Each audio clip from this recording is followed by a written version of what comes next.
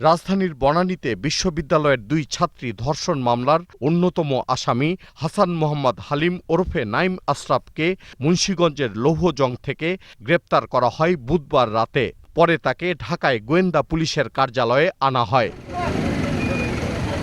বৃহস্পতিবার DMP media সেন্টারে এ বিষয়ে কথা বলেন ডিএমপির অতিরিক্ত কমিশনার মনিরুল ইসলাম।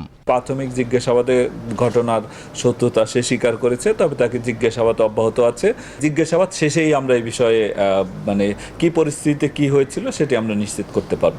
ঘটনাস্থলে নির্যাতিত ছাত্রীদের অস্ত্রের ভয় দেখানো হয়েছিল কিনা আর এ মামলার প্রধান আসামি সাফাত আহমেদের দেহরক্ষী রহমত আলীর ভূমিকাই বা কী ছিল, এমন প্রশ্নেরও জবাব দেন ডিএমপির অতিরিক্ত কমিশনার। সাফাত আহমেদের বডিগার্ড রহমত আলী গানম্যান, তার কাছে যে অস্ত্র, সেই অস্ত্রটি উদ্ধার করা হয়েছে। তদন্তের একেবারে খুবই প্রাসঙ্গিক যে ভয়ভীতি দেখানো হয়েছিল কিনা, অস্ত্র ধরা হয়েছিল কিনা, কিংবা কোনো অন্য ধরনের কোনো টর্চার করা হয়েছিল কিনা, সবগুলোই আসলে আমাদের তদন্তের যে ইয়েগুলো আছে, চেকলিস্ট আছে, সেটার ভিতরে অন্তর্ভুক্ত রয়েছে। এদিকে গুলশানে এক অনুষ্ঠানে বনানীতে দুই ছাত্রী ধর্ষণ মামলার বিষয়ে কথা বলেন স্বরাষ্ট্রমন্ত্রী।